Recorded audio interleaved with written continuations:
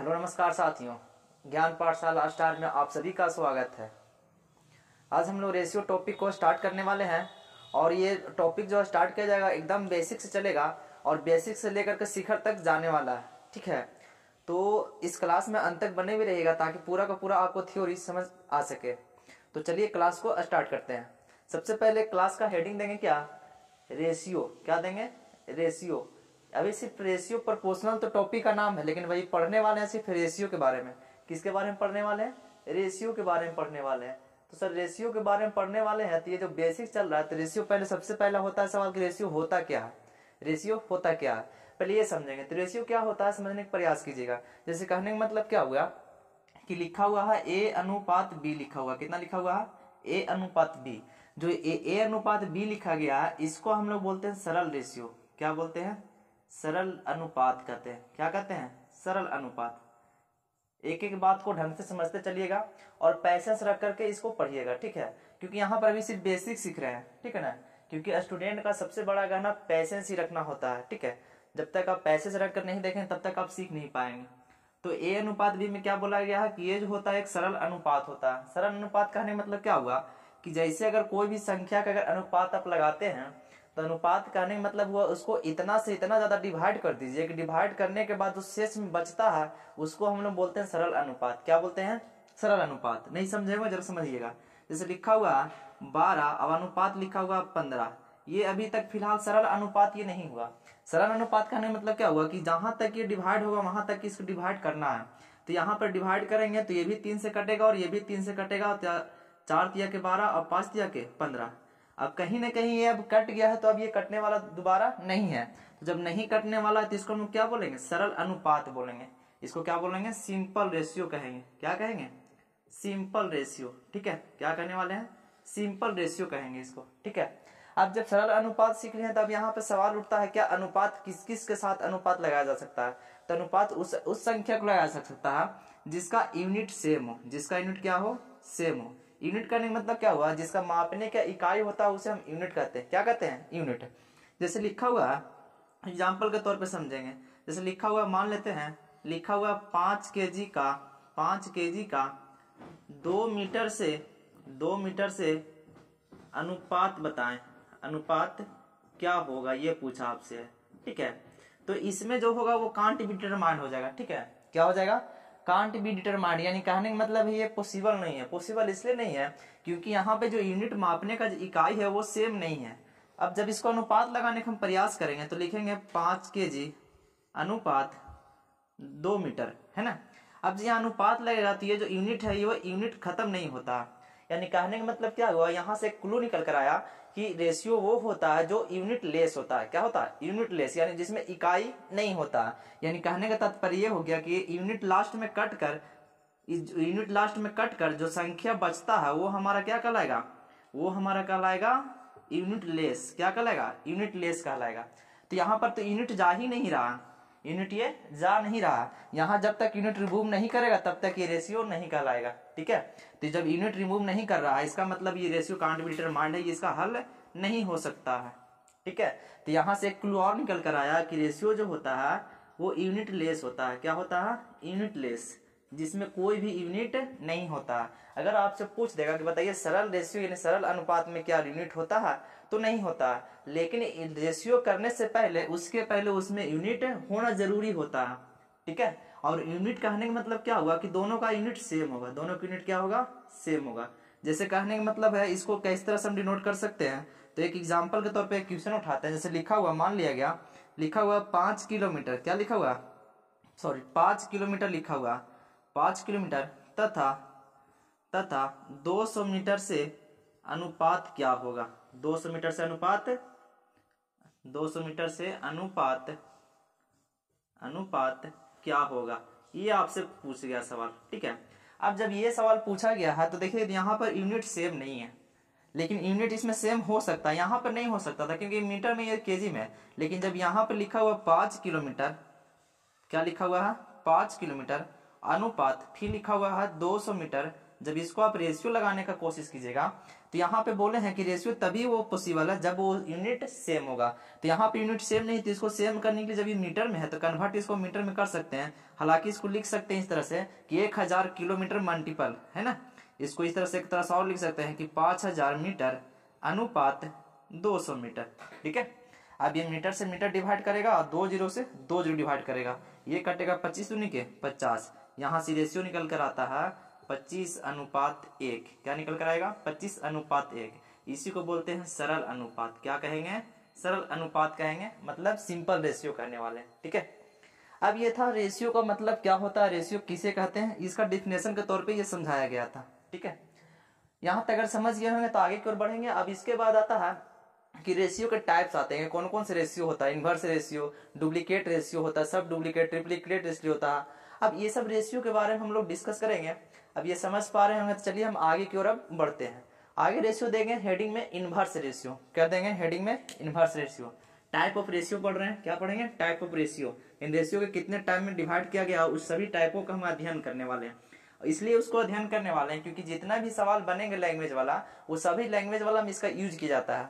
अब लैंग्वेज वाला मान लिया कोई सवाल दिया हुआ है, यहाँ पे हमको लिखा हुआ, उसको डिस्कस करना है रेशियो मेथड से। तो इसको अगर यहाँ पे डील करना है रेशियो मेथड से हमको, तो उसको सबसे पहले उसको बेसिक को पकड़ना बहुत जरूरी होता है, क्योंकि जब वहां पे डील करेंगे हम तो आपको फिर पता ही नहीं चलेगा कि ये कैसे निकल कर आया है। तो सबसे पहले उसको समझेंगे कि निकाला कैसे जाता है। तो हेडिंग क्या देंगे? इनवर्स रेशियो देंगे। क्या देंगे? Inverse ratio. ठीक है, इनवर्स रेशियो करने का मतलब क्या होता है? विलोम अनुपात। क्या होगा? विलोम अनुपात। विलोम अनुपात मतलब उल्टा। क्या होगा? उल्टा। दैट इज को इसको इस तरह से डिनोट कर सकते हैं कि A1/A अनुपात 1/B। ये हो गया आपका इनवर्स रेशियो। इनवर्स रेशियो जैसे करने मतलब सवाल में इस तरह दे दिया गया है कि A का मान 1/3 मिल रहा है, B का मान 2/5 मिल रहा है, तो बताइए A और B का मान कितना आया है। तो उसको सरल अनुपात में लाना है। तो सरल अनुपात में यानी इनवर्स रेशियो जब दिया हुआ इनवर्स रेशियो हमको सरल अनुपात में लाना है, तो इसका नियम यह कहता है कि जब दो वेरिएबल हो, कितना हो? 2, तो दो वेरिएबल यहाँ पर A और B दिया गया है, तो इस तरह से जब अनुपात निकालेंगे तो ये क्रॉस मल्टीप्लिकेशन होकर निकलता है, तो यहाँ से इसका मान क्या हो जाएगा? B रेशियो A हो जाएगा। ठीक है, ये इसका ठीक उल्टा हो जाता है। यानी सीधी सी कहने की बात ये हुआ कि जब दो फॉर्म में दिया हो, कितने फॉर्म में? 2 फॉर्म में दिया हो, तो उसको आप डायरेक्टली अगर लिखा हो इस तरह से एग्जांपल के तौर पर समझिए कि 1/3 लिखा है अनुपात और 1/4 लिखा है। अगर इसका आपका विलोम अनुपात दिया हुआ है, इसका सरल अनुपात अब पूछेगा आपसे, तो इसको निकाल सकते हैं 4:3। यानी इसका विलोम अनुपात क्या हो जाएगा? 4:3 हो जाएगा। ठीक है, यानी यहाँ से समझ पाए हुए कि जब 2 ठो रहे तो उसको डायरेक्ट उल्टा कर देंगे, आपका वो इनवर्स रेशियो हो जाएगा। ठीक है, लेकिन ज्यादातर सवाल अगर आपसे पूछ दिया जाए कि बताइए 3 में रहेगा तब क्या होगा, 2 तो समझिए सर, तो 3 में रहेगा, जैसे कहने मतलब हो गया 1/3 अनुपात 1/4 अनुपात 1/5। अगर इसका हमको इनवर्स रेशियो निकालना है, तो इनवर्स रेशियो निकालने के तात्पर्य यहाँ पर ये समझिए, जब फ्रैक्शन में इनवर्स रेशियो आपको निकालना होता है, तो इसको आपका जो नीचे वाला मान होता है उसका ऐसा एगो एलसीएम लेना है जो सभी से डिवाइड हो जाए। एलसीएम होता ही ऐसा है कि जो सभी से डिवाइड होने वाला होता है। तो 3, 4, 5 का एलसीएम सोचेंगे तो 3, 4, 5 का एलसीएम कितना होने वाला है? तो ये आपका आएगा यहाँ पे 60 आएगा। कितना आएगा एलसीएम? 60 आएगा। कितना आने वाला है? 60 एलसीएम लिए तो जो जितना से डिवाइड होता है उतना ही से ऊपर क्या होता है? मल्टीपल होता है। नहीं समझेंगे इसको, बेसिक थोड़ा समझने वाले हैं। अब जब इक्वल करेंगे हम डिनोमिनेटर को क्या करने वाला है? इक्वल डिनोमिनेटर, और ये क्या हो गया? नोमिनेटर। तो यहाँ पे जब एलसीएम लिए डिनोमिनेटर का, तो इसका एलसीएम कितना आ गया? 60। तो कोशिश करेंगे हम डिनोमिनेटर को सेम करने का, तो सेम करेंगे, तो सेम करने मतलब इसको 60 बनाने वाले हैं। तो इसको 60 बनाने में कितना से मल्टीपल करना पड़ेगा? तो इसमें 20 से गुना करना पड़ेगा। तो जैसे ही इसको 20 से गुना करेंगे तो 20 से ऊपर भी गुना होगा, तो 20 बटा कितना हो जाएगा? 60 हो जाएगा। फिर यहाँ भी इसको 60 बनाने की कोशिश करेंगे तो इसमें कितना से गुना करने वाले? 15 से, तो ये 60 हो जाएगा, तो 15 से ऊपर भी गुना करना पड़ेगा। ठीक है, बैलेंस रखने के लिए। उसी पर अगर इसको भी 60 बनाने की कोशिश करेंगे तो कितना से गुना करना पड़ेगा? 12 से। जैसे ही 12 से यहाँ गुना करेंगे तो 60 हो जाएगा, लेकिन 12 से ऊपर भी गुना करना पड़ेगा बैलेंस करने के लिए। अब जैसे ही ये रेशियो मिलता है तो नीचे वाला पार्ट जब सेम होता है तो रेशियो में डिवाइड कर गया, बाकी ऊपर में कुछ कटने वाला नहीं है, तो इसको क्या लिख सकते हैं? 20:15:12 लिख सकते हैं। ये आपका रेशियो निकल कर चला आता है, जिसको हम लोग क्या बोलते हैं? सरल रेशियो बोलते हैं। क्या बोलेंगे? सरल रेशियो। ठीक है, ये आपका हो गया इनवर्स रेशियो। ठीक है, अब जब ये निकल कर आ गया तो क्या हमेशा बार बार एलसीएम लिखना है? ये आपको बता रहे थे सिर्फ सीखने के लिए। इसको निकालना कैसे जाएगा समझिएगा। जैसे लिखा हुआ, मान लिया एग्जाम्पल के तौर पर दूसरा क्वेश्चन लिया गया, लिखा हुआ है 1/4 अनुपात 1/7 अनुपात 1/14 लिया हुआ। ठीक है, अब इसको हमको रेशियो में लाना है। कौन सा ratio? Inverse ratio. Inverse ratio जब इसको निकालना है तो इसको क्या करने वाले हैं हमें, तो 4 7 14 सभी को क्या करने वाले हैं, एलसीएम। एलसीएम इसलिए जाता है कि नीचे का पार्ट को हमको इक्वल करना है, तो एलसीएम लेंगे तो 7 14 14 7 और 4 का कितना हो जाएगा एलसीएम, तो 14 और 14 दूना कितना हो जाएगा 56, यानी इसका एलसीएम कितना हो जाएगा 56। अब जितना मरतबे भाग लेगा उतना मरतबे गुना होगा, 14 चौके 56, तो 14 एकम 14 हो जाएगा। ठीक है, उसी प्रकार यहां से करेंगे तो कितना हो जाएगा, 7 से करेंगे तो 8 7 56, तो एक है ठीक है 8, 14 चौके 56, तो 1 चौके 4। अब ये डिवाइड हुआ तो यहाँ से डिवाइड कर दीजिए। ठीक है, ज्यादातर यहाँ से निकलने वाले तो ऐसे 28 जो आप एलसीएम ले सकते थे, 28 लीजिएगा तो वही आने वाला है। तो यहाँ से कितना हो 7 चौ 28, तो 1 चौक 1 7 7, यहाँ से करेंगे तो 7 चौ 28, तो 1 चौके 4, यहाँ से करेंगे तो कितना हो जाएगा 14 दूना का 28, तो 1 दूना का 2। ये रेशियो निकल कर आपका इनवर्स रेशियो 7:4:2 हो गया। ये कहलाता है इनवर्स रेशियो। इनवर्स रेशियो का और यूज कैसे कर सकते हैं उसको समझिएगा। जैसे कहने का मतलब हुआ, कभी आपसे क्वेश्चन दे दिया गया इस तरह से, इनवर्स रेशियो मतलब ठीक उसका विलोम अनुपात कहने का मतलब हो गया। तो लिखा हुआ है, मान लिया कि ए का चाल दिया हुआ है, ए का चाल दिया हुआ 2 और बी का चाल दिया हुआ 3, ये हो गया स्पीड का, किसका हो गया, स्पीड का रेशियो हो गया। और कहा गया डिस्टेंस दोनों के लिए एक ही है, दोनों के लिए डिस्टेंस जो क्या है एक ही है। जब डिस्टेंस इक्वल होता है दोनों के लिए, तो यहाँ पर जब आपका टाइम का रेशियो पूछेगा, क्या पूछेगा आपसे, टाइम का रेशियो। ध्यान रखिएगा क्या बोल रहे हैं, जब अगर दोनों के लिए डिस्टेंस सेम होता है तो जब स्पीड का रेशियो दिया होगा, टाइम का रेशियो निकालना है तो डायरेक्ट उसका क्या होता है, इनवर्स होता है। क्या होगा, इनवर्स। इसको डायरेक्ट लिख सकते हैं 3:2, ये होता है 2 टर्म में दिया हुआ रहेगा तब। उसी प्रकार मान लिए ए अनुपात बी अगला दे दिया है कि ए का एफिशिएंसी यानी क्या दिया हुआ, क्षमता, ए का एफिशिएंसी दिया 2 और ये दिया है 3, यानी एक कुछ देरी में 2 काम करता है, तो ये कितना काम करता है, 3 काम करता है। तो बताइए दो काम जो है दोनों के लिए एक ही है, काम को है एक ही है, जो वर्क है वो दोनों के लिए एक ही है। तो जब दोनों के लिए वर्क एक होगा तो इफिशियंसी अगर अलग अलग हो 2:3, तो इसका टाइम का जो रेशियो होता है ठीक इसका इनवर्स होता है। क्या होता है, इनवर्स। इसको लिख सकते हैं 3:2 लिख सकते हैं। ठीक है, उम्मीद करते हैं यहाँ तक आप लोग समझ पाए होंगे। अब आगे की ओर बढ़ेंगे, ये था आपका इनवर्स रेशियो। अब पढ़ने वाले हैं डुप्लीकेट रेशियो। क्या पढ़ेंगे, डुप्लीकेट। अगला हेडिंग दीजिएगा डुप्लीकेट रेशियो। ठीक है, एक एक पार्ट को समझते चलेंगे। अगला क्या देने वाले heading, duplicate ratio. Duplicate ratio में समझिएगा क्या होता है, क्या देने वाले, डुप्लीकेट। डुप्लीकेट रेशियो समझिएगा। डुप्लीकेट रेशियो का मतलब क्या होता है कि डुप्लीकेट और एक होता है सब डुप्लीकेट। पहले लिख ही देते हैं ना, क्या होगा, सब डुप्लीकेट। सब डुप्लीकेट, सब डुप्लीकेट, सॉरी। अब सब डुप्लीकेट और डुप्लीकेट रेशियो समझें क्या होता है। डुप्लीकेट रेशियो में क्या होता है कि डुप्लीकेट रेशियो कहने का मतलब क्या हुआ कि कोई जब रेशियो आपसे दिया हो, मान ले लिखा हुआ है कि ए अनुपात बी का डुप्लीकेट रेशियो क्या हो गया, ये आपसे पूछा गया। तो जब डुप्लीकेट रेशियो कहेगा तो उस रेशियो क्या करना है, स्क्वायर करना ही क्या कहलाता है, डुप्लीकेट रेशियो कहलाता है। यानी डुप्लीकेट रेशियो जब ए अनुपात बी का निकालेंगे तो क्या हो जाएगा, ए स्क्वायर अनुपात बी स्क्वायर, ये आपका कहलाता है डुप्लीकेट रेशियो। एग्जाम्पल के तौर पे कोई डिजिट लेकर देखते हैं, जैसे लिखा हुआ है 2:3 का आपको निकालना है डुप्लीकेट रेशियो। जब डुप्लीकेट रेशियो जब 2:3 के निकालेंगे तो यहाँ पे क्या हो जाएगा, 2 का स्क्वायर अनुपात 3 का स्क्वायर, दैट इज को बोल सकते हैं इसको है 4:9। ये हो जाएगा आपका 4:9। क्या हो गया, डुप्लीकेट रेशियो कितना का, 2:3 का हो गया। ठीक है, इसमें ज्यादा समय नहीं देंगे क्योंकि ये समझ पा रहे होंगे आप। उसके बाद सब डुप्लीकेट। सब डुप्लीकेट का मतलब क्या होता है, इसको बोलते हैं वर्ग अनुपात। हिंदी में लिख लीजिएगा, क्या होता है, वर्गानुपात। ठीक है, इसको बोलते हैं, इसको बोलेंगे वर्गमूल अनुपात। क्या बोलेंगे, वर्गमूल अनुपात। ठीक है, यानी वर्गानुपात को क्या बोलेंगे, डुप्लीकेट, और वर्गानुपात को क्या बोलेंगे, सब डुप्लीकेट। यानी इसमें क्या लगाना है, वर्गमूल लगाना है। क्या लगाना है, वर्गमूल। तो बोलेगा ए रेशियो बी का वर्गमूल रेशियो क्या होगा वो निकालना है। तो वर्गमूल अनुपात निकालने के लिए क्या करेंगे, √a अनुपात √b, ये हो जाएगा आपका सब डुप्लीकेट। एग्जाम्पल के तौर पे समझिएगा, जैसे लिखा हुआ 9:16, इसका निकालना सब डुप्लीकेट। तो इसका सब डुप्लीकेट निकालेंगे तो लिखेंगे रूट के अंदर 9 अनुपात रूट के अंदर 16, यानी यहाँ पे लिख सकते हैं इसका रूट निकल कर आएगा 3:4। ये होगा आपका सब डुप्लीकेट। ठीक है, ये सब डुप्लीकेट हो गया और ये डुप्लीकेट हो गया। अब इसके बाद ये जब समझ पा रहे हैं तो इसके बाद अगला टाइप से इसको लेकर हम अगला टाइप्स क्या होगा समझिएगा। जैसे कहने मतलब इसका जब सब डुप्लीकेट और डुप्लीकेट और सब डुप्लीकेट समझ गए होंगे तो अगला टाइप्स बनेगा इसका ट्रिप्लीकेट। क्या बनेगा? ट्रिप्लीकेट समझिए, जिसको बोलते हैं हम लोग घनामूल। क्या बोलेंगे? घन अनुपात। और ये क्या बोलेंगे? घन मूल अनुपात। ठीक है, तो हेडिंग देंगे अगला क्या? ट्रिप्लीकेट। ठीक है, ट्रिप्लीकेट।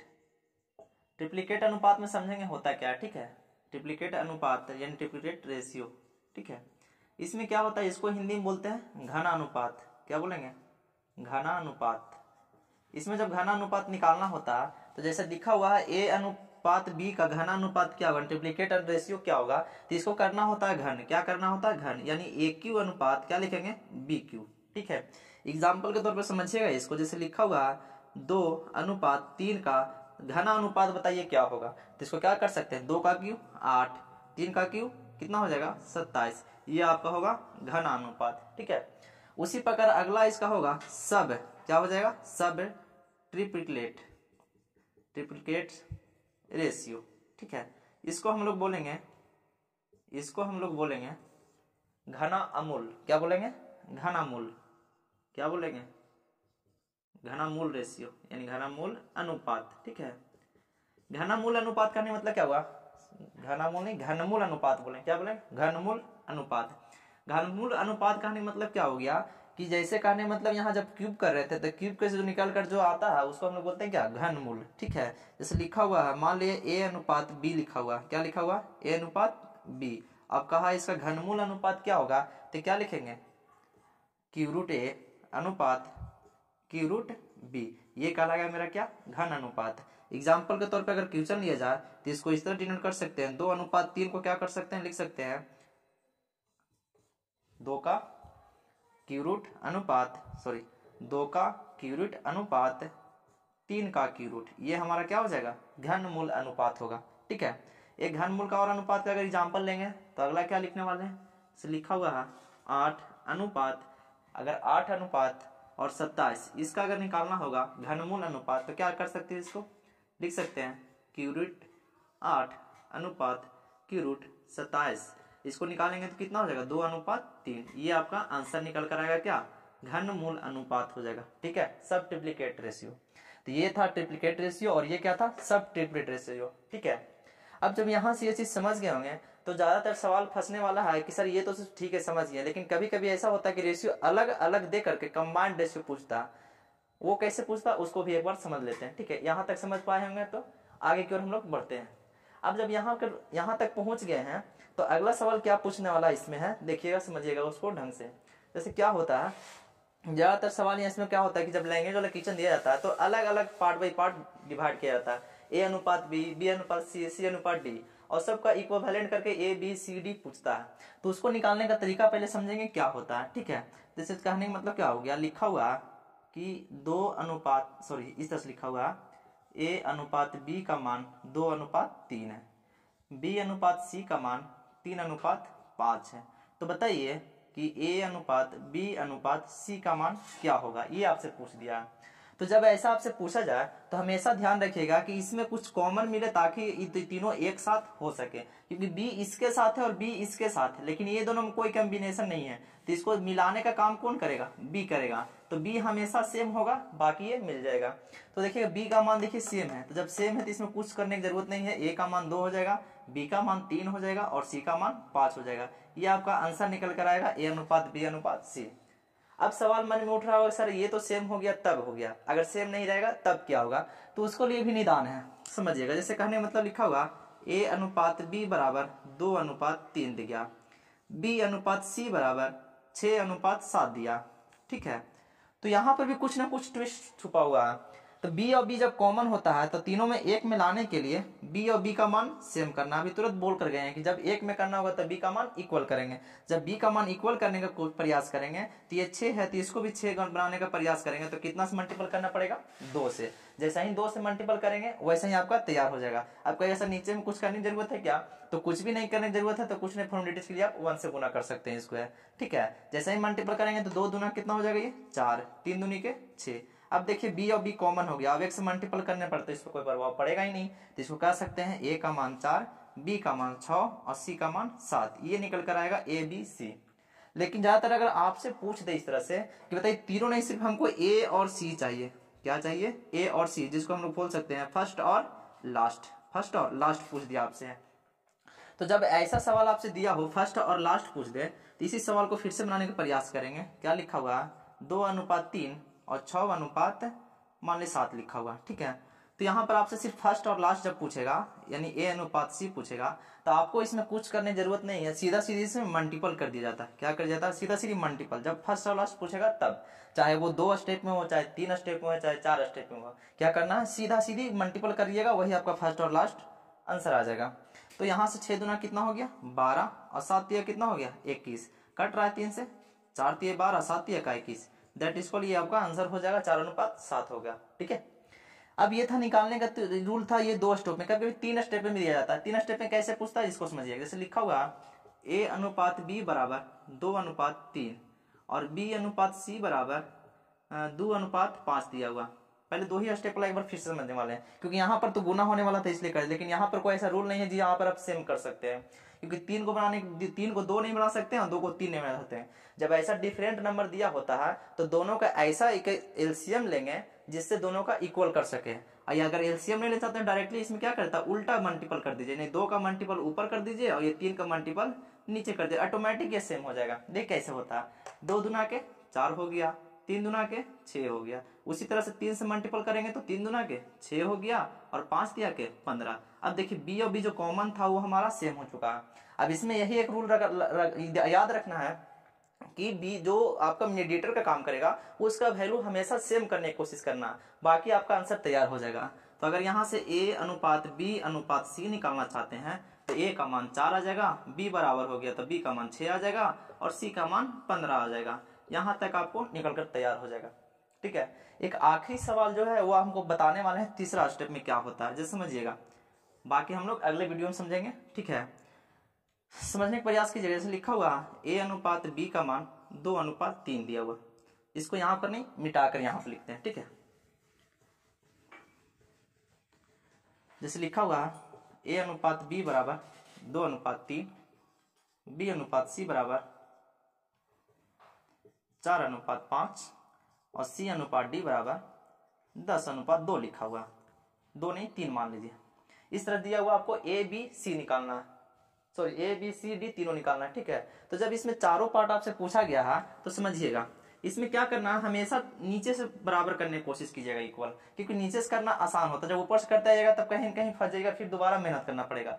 तो देखिएगा यहाँ से C और C कॉमन मिला तो C का मान इक्वल कीजिए सर, तो इसमें कितना से मल्टीपल करेंगे, 2 से करने वाले हैं। यहाँ भी इक्वल B और B कीजिएगा तो 4 और 3 में इक्वल का बता, यहाँ से देखिए 8 बन जाएगा, कितना बन जाएगा 8, कितना बन गया 8 बन गया। अब जैसे ही यहाँ 5 दूना के 10 हो गया, वैसे ही 8 हो गया। अब 8 और 3 को इक्वल करना तो क्या करेंगे, तब कहिएगा सर यहाँ पे ऐसा कहते हैं कि जब इसको हम 8 और 3 का इक्वल करेंगे तो एलसीएम कितना हो जाएगा आपका 24 हो जाएगा। तो इसको भी 24 बनाने के लिए क्या करने वाले हैं, 8 से मल्टीपल कर दीजिए। जैसे ही 8 से मल्टीपल कीजिएगा तो 8 का 24 हो जाएगा, लेकिन जैसे ही 8 से 24 हो जाएगा और ये कितना है 8 है, तो इसको भी 24 करने के लिए कितना से मल्टीपल करना पड़ेगा, 3 से करना पड़ेगा।